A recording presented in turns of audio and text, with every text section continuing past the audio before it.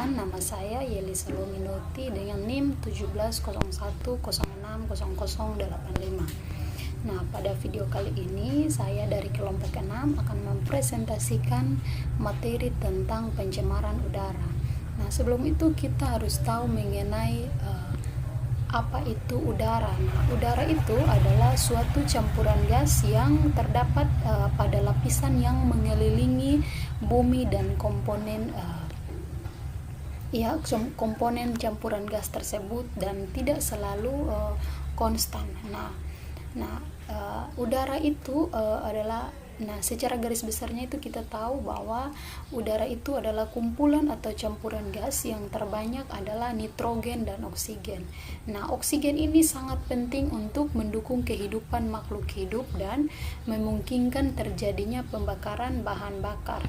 Nah, komposisi dari udara bersih itu seperti nitrogen itu dengan konsentrasi 780,800.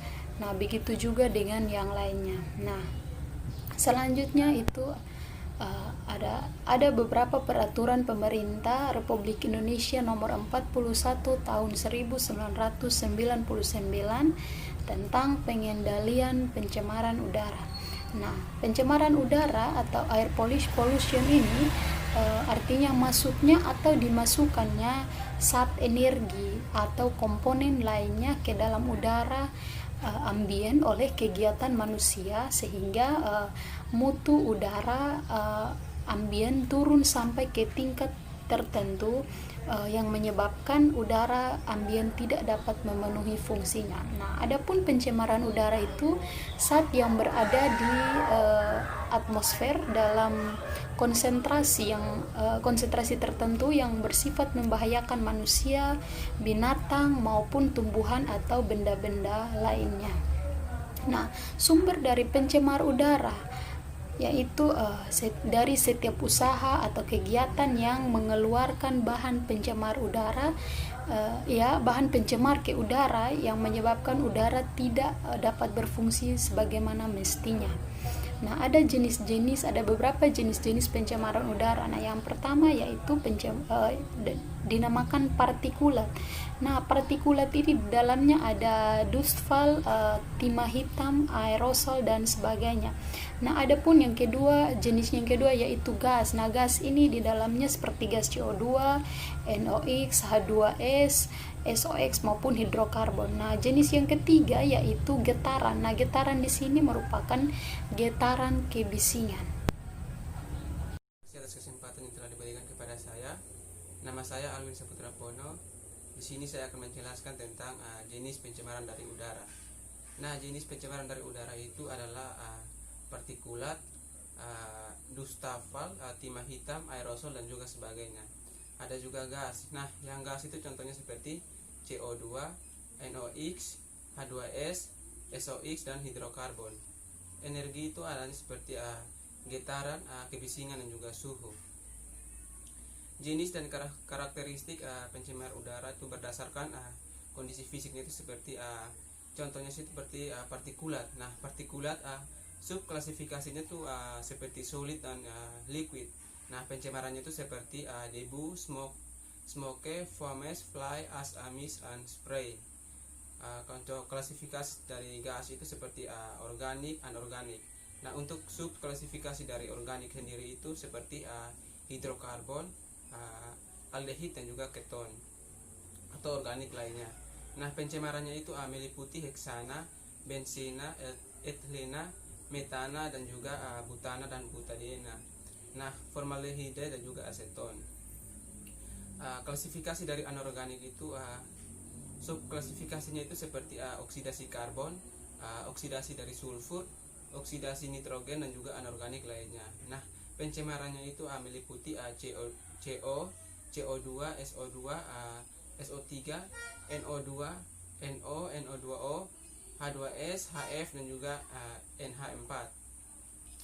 Jenis dan karakteristik pencemar udara itu berdasarkan reaksi yang terjadinya. Contohnya seperti pencemar primer atau yang kita kenal dengan primary pollutants atau langsung dari sumber.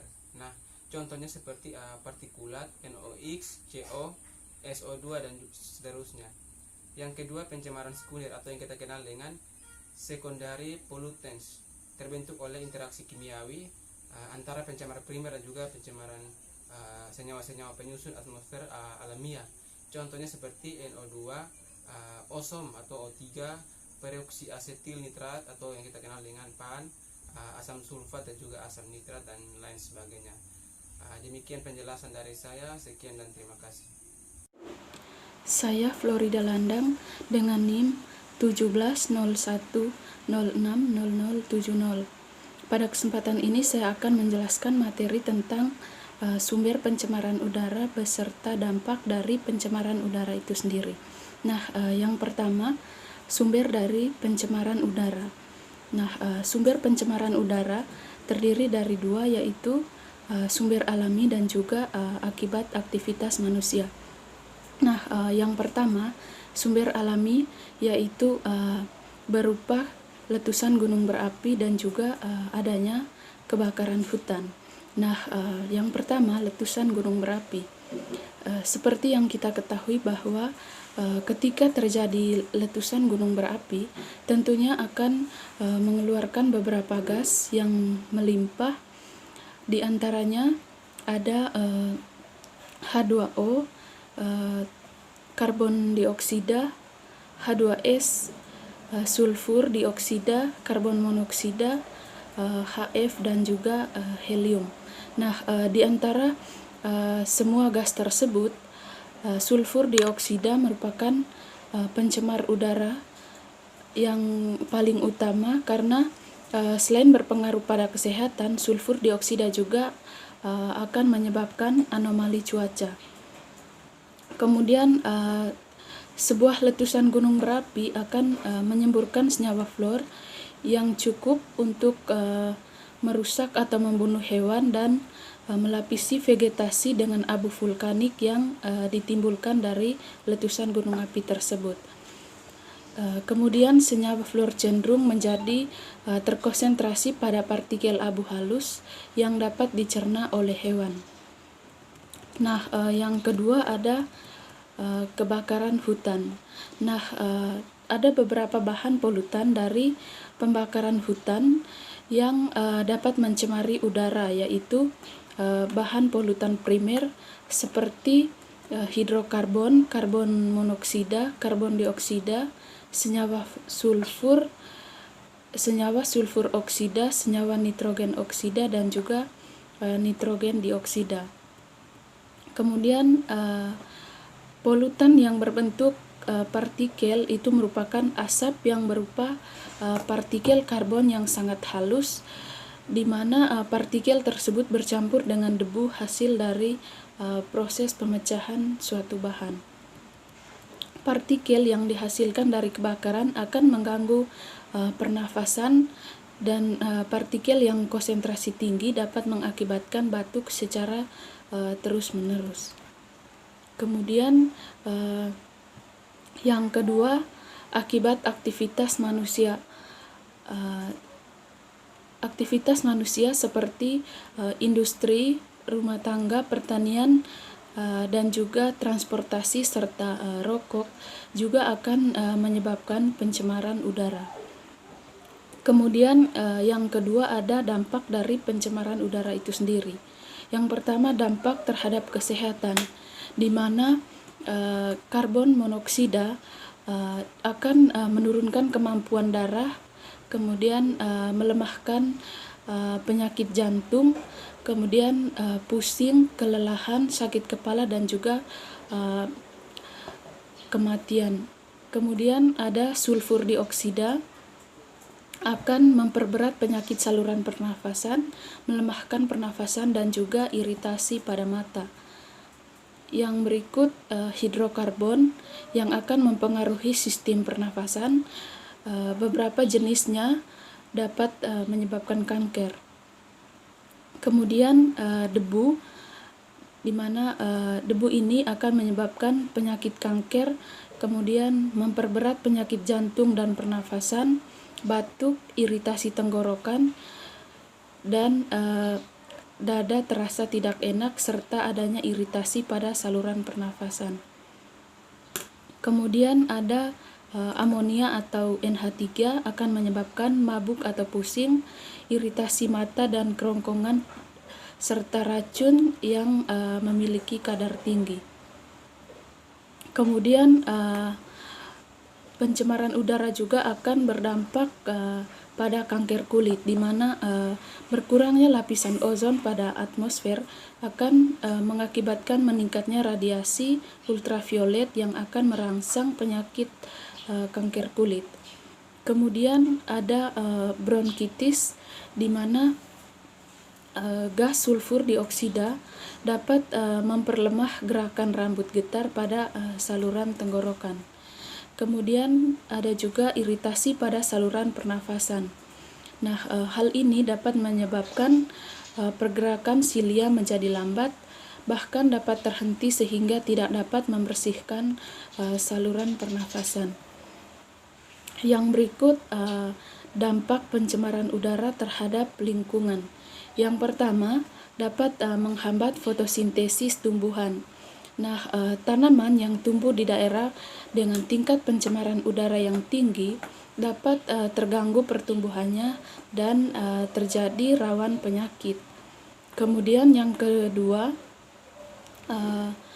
dampak yang kedua yaitu akan menyebabkan hujan asam, di mana dampak dari hujan asam ini yaitu mempengaruhi kualitas air permukaan, dapat merusak tanaman, serta melarutkan logam-logam berat yang terdapat dalam tanah, sehingga akan mempengaruhi kualitas air tanah dan air permukaan, serta bersifat korosif sehingga merusak material dan bangunan. Yang ketiga, dapat meningkatkan efek rumah kaca. Nah, efek rumah kaca ini disebabkan oleh adanya karbon dioksida, metana, ozon, dan dinitrogen oksida pada lapisan troposfer yang menyerap radiasi panas matahari yang dipantulkan oleh permukaan bumi. Kemudian akibat panas yang terperangkap dalam lapisan troposfer dan menimbulkan fenomena pemanasan global. Nah, pemanasan global sendiri akan berakibat pada pencairan es di kutub, perubahan iklim regional dan global, serta adanya perubahan siklus hidup baik flora maupun fauna. Dan yang terakhir adanya kerusakan lapisan ozon. Nah, lapisan ozon yang berada di stratosfer merupakan pelindung alami bumi yang berfungsi memfilter radiasi ultraviolet dari matahari. Baik, sekian penjelasan dari saya. Terima kasih. Baik, perkenalkan, nama saya Bernadetta Sunartijaya dengan NIM 170 106 0 100. Baik, sekarang saya akan menjelaskan berkaitan dengan pencegahan dan pengendalian terhadap polusi udara. Baik, untuk pencegahan dan pengendalian terhadap polusi udara ini ada 11 poin yang harus dilakukan. Yang pertama yaitu penghijauan dan reboisasi. Yang kedua, memasang penyaring udara pada cerobong asap pabrik. Yang ketiga, menetapkan kawasan industri yang jauh dari kawasan pemukiman warga. Yang keempat, mengurangi pemakaian bahan bakar dari fosil atau bahan bakar fosil ini yaitu minyak bumi dan batu bara pada industri dan pembangkit listrik. Nah, kemudian untuk selanjutnya yang kelima yaitu memanfaatkan energi alternatif yang lebih ramah lingkungan. Untuk keenam, pengawasan yang ketat di wilayah hutan yang rawan terbakar. Melarang warga membakar semak belukar di sekitar hutan dalam membuka lahan pertanian. Kemudian yang ke-8 itu memakai masker. Yang ke-9, tidak menggunakan barang-barang rumah tangga yang mengandung klorofluorokarbon atau CFC. Nah, kemudian untuk yang ke-10, tidak merokok di dalam luar ruangan. Yang ke-11 atau yang terakhir yaitu ketentuan hukum internasional yang mengikat mengenai bahan-bahan radioaktif. Kemudian untuk pengendalian pencemaran udara lainnya yaitu pada kendaraan bermotor. Nah, pada kendaraan bermotor ini ada beberapa pencegahan yang dilakukan. Yang pertama yaitu pemantauan kualitas udara. Kemudian yang kedua, bahan bakar bersih. Yang ketiga, standar emisi dan teknologi kendaraan. yang keempat manajemen transportasi, yang kelima tata guna lahan dan perencanaan kota. Nah, kemudian untuk pencegahan penanganan pada industri, yaitu penggantian atau perubahan bahan baku, kemudian lebih mengefisiensikan operasi dan peralatan, perubahan operasi, memodifikasi atau pergantian peralatan, proses, dan juga yang terakhir yaitu adopsi alternatif metode. Nah, untuk yang selanjutnya ini pada untuk mencegah kebisingan dan getaran. Nah, langkah yang dilakukan yaitu sebelumnya kita mengetahui dulu apa itu pengertian dari kebisingan, di mana kebisingan itu sendiri merupakan suara yang tidak diinginkan.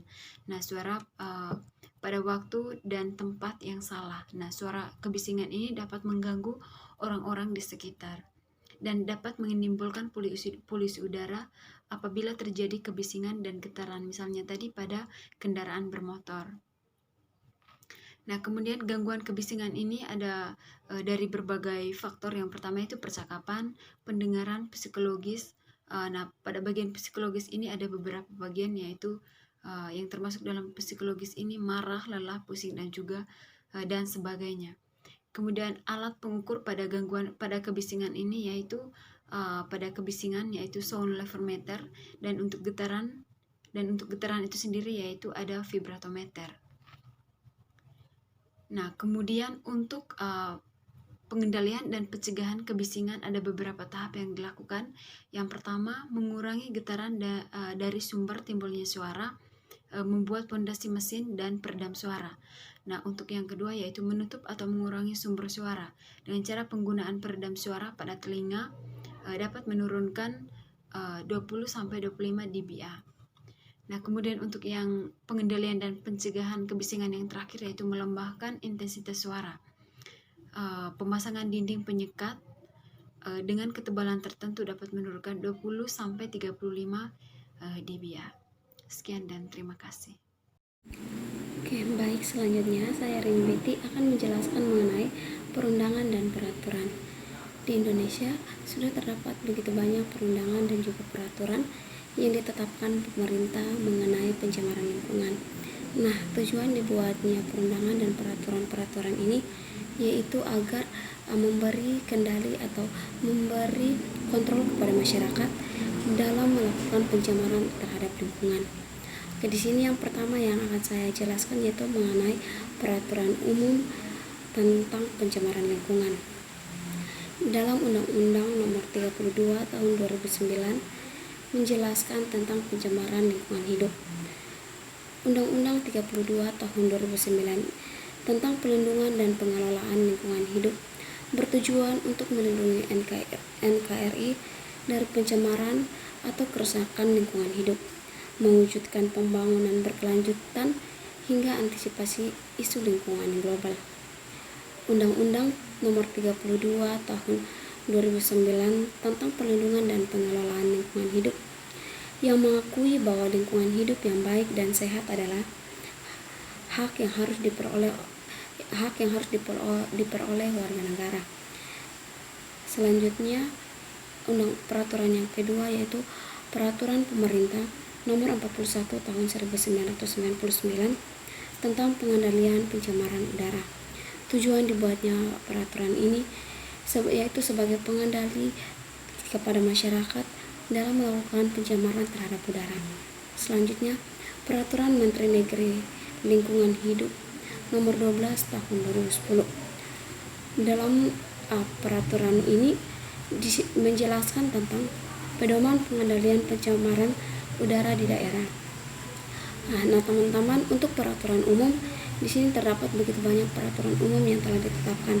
Seperti yang sudah saya katakan bahwa setiap peraturan yang ditetapkan oleh pemerintah bertujuan untuk memberi kendali atau bertujuan untuk memberi kontrol kepada masyarakat dalam melakukan aktivitasnya sehingga tidak terjadinya pencemaran akan lingkungan. Oke, teman-teman, selanjutnya saya akan menjelaskan mengenai peraturan emisi sumber bergerak. Sebelumnya perlu kita ketahui bahwa mutu emisi sumber tidak bergerak adalah emisi yang berasal dari berasal dari kebakaran hutan dan pembakaran sampah. Nah, dalam materi yang kami sampaikan terdapat beberapa peraturan yang telah ditetapkan pemerintah mengenai peraturan emisi sumber tidak bergerak. Peraturan yang pertama terdapat dalam Undang-Undang Nomor 13 Tahun 1995 tentang baku mutu emisi sumber tidak bergerak. Yang kedua, Undang-Undang Nomor 205 Tahun 1996 tentang pedoman teknis pengendalian pencemaran udara sumber tidak bergerak. Yang berikut, Undang-Undang Nomor 7 Tahun 2007 tentang baku mutu emisi sumber tidak bergerak bagi ketel uap. Selanjutnya, Undang-Undang Nomor 21 Tahun 2008 di mana menjelaskan tentang baku mutu emisi sumber tidak bergerak bagi pembangkit tenaga listrik termal. Nah, teman-teman, seperti yang sudah saya jelaskan tadi bahwa emisi sumber tidak bergerak adalah emisi yang berasal dari pencemaran yang disebabkan oleh secara tidak langsung, misalnya yang disebabkan karena pembakaran hutan. Selanjutnya saya akan menjelaskan sumber emisi bergerak. Sebelumnya perlu kita ketahui bahwa sumber emisi bergerak spesifik adalah sumber emisi yang bergerak atau tidak dapat tetap pada suatu tempat yang berasal dari kereta api, pesawat terbang, kapal laut, dan kendaraan berat lainnya. Dalam peraturan yang telah ditetapkan pemerintah dan Undang-Undang Nomor 35 Tahun 1993, di situ menjelaskan tentang ambang batas emisi gas buang kendaraan bermotor. Tujuan diberlakukannya atau tujuan diadakannya peraturan ini yaitu agar memberikan kendali kepada para pengguna kendaraan bermotor dalam mencemari lingkungan yang ada. Yang kedua, Undang-Undang Nomor 5 Tahun 2006 tentang ambang batas emisi gas buang kendaraan bermotor lama. Tujuan diberadakannya peraturan ini sama dengan tujuan yang ada pada Undang-Undang Nomor 35 Tahun 1993. Namun tujuan ini lebih dikhususkan pada kendaraan bermotor yang sudah lama. Selanjutnya, Undang-Undang Nomor 4 Tahun 2009 tentang ambang batas emisi gas kendaraan bermotor tipe baru. Selanjutnya, Undang-Undang Nomor 7 Tahun 2009 tentang ambang batas kebisingan kendaraan bermotor tipe baru. Untuk peraturan yang keempat, yaitu Undang-Undang Nomor 7 Tahun 2009, di situ menjelaskan tentang ambang batas kebisingan kendaraan bermotor tipe baru. Nah, teman-teman, seperti yang kita ketahui bahwa kebisingan kendaraan bermotor tipe baru tentunya dapat mengganggu kenyamanan lingkungan yang ada atau dapat merusak lingkungan yang ada, sehingga tujuan dibuatnya peraturan ini yaitu agar memberikan kendali kepada masyarakat dalam menggunakan kendaraan sehingga tidak menciptakan kebisingan yang berlebihan. Yang selanjutnya, yang terakhir, saya akan menjelaskan mengenai peraturan emisi untuk industri tertentu. Poin yang pertama yang akan saya bahas yaitu dalam Undang-Undang Nomor 13 Tahun 2009 tentang baku mutu emisi sumber tidak bergerak bagi usaha dan atau kegiatan minyak dan gas bumi. Nah, tujuan dibuatnya undang-undang ini adalah agar memberikan kendali kepada masyarakat dalam memproduksi minyak atau gas bumi. Selanjutnya, yang kedua, Undang-Undang Nomor 129 Tahun 2003 tentang baku mutu emisi usaha dan kegiatan minyak dan gas bumi. Yang selanjutnya, Undang-Undang Nomor 133 Tahun 2004 tentang baku mutu emisi bagi kegiatan industri pupuk. Teman-teman, untuk peraturan emisi untuk industri tertentu, pemerintah sudah memberikan banyak peraturan yang ada. Nah, tujuan dari diadakannya atau tujuan diadakannya setiap peraturan mengenai emisi untuk industri tertentu yaitu agar memberi kendali bagi masyarakat dalam melakukan industri yang ada sehingga tidak menciptakan atau sehingga tidak memberi pencemaran terhadap lingkungan. Teman-teman, ini yang dapat saya jelaskan. Sekian dan terima kasih.